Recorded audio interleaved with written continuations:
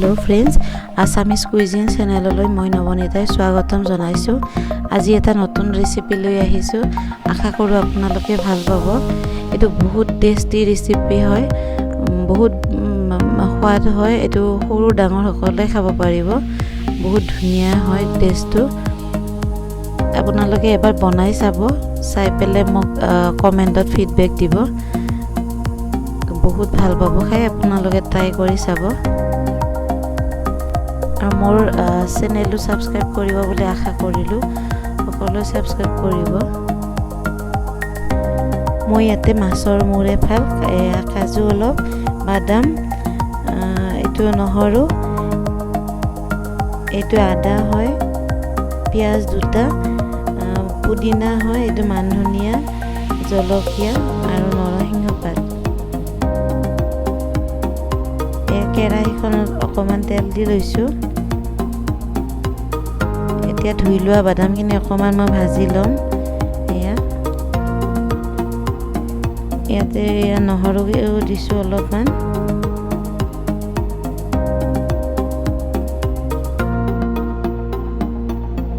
ইয়াতে মই আদা অকমান সৰু সৰুকৈ কাটি পেলাই দিছো। জলকীয়া দি লৈছো। অকমান এখিনি ভাজি লম, নমাই থৈ দিম। এতিয়া তেলত মই মাছৰ মূৰ ভাজি লম। অকমান জাষ্ট অকমান ভাজি লম।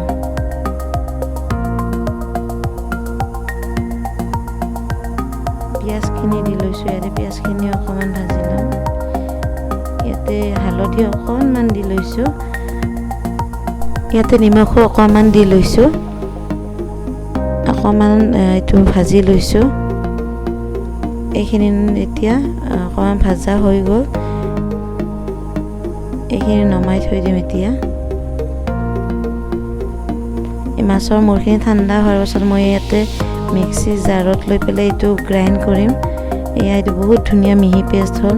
এতিয়া বাদামখিনিও মই পেষ্ট কৰি ল'ম। ইয়াতে নৰসিংহ পাত দিছো। এইটো পুদিনা হয়, এইটো মান ধনিয়া হয়। এইখিনি গোটেইখিনি পেষ্ট কৰি ল'ম। এইটো কাজু দিছো। এইখিনি মই পেষ্ট কৰি লৈছো। ইয়াতে কেৰাহীত তেল দিছো। ইয়াতে নৰসিংহ পাত আৰু কলা সৰিয়হ দিছো। মাছৰ মূৰৰ পেষ্টখিনি দিছো। এইখিনি অকমান ভাজি ল'ম কম জুইত। এইখিনি অকমান পানী দি পেলাই ইয়াতে পানীখিনি দি দিছো। এতিয়া এইখিনি পেষ্টটো ইয়াৰ লগত দি দিম। দুইখিনি অকমান কম জুইত ভাজি ল'ম। ইয়াতে এইখিনি পানীখিনিও দি দিছো। এইখিনি মই ধুনীয়াকৈ ভাজি ল'ম। এতিয়া চাট মছলা অকমান দিছো।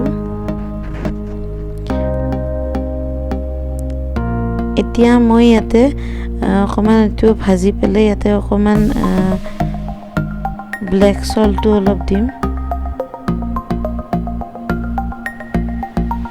ব্লেক সল্টটো দি লৈছো। কম জুইত অকমান সময় ভাজি ল'লে এইখিনি আপুনি 2 দিন বা 3 দিনলৈকে খাব পাৰিব ফ্ৰিজত থৈ পেলাই। এই কাৰণে এনেকৈ ভাজি ল'ব লাগে। ইয়াতে অকমান নেমু ৰস দি দিছো।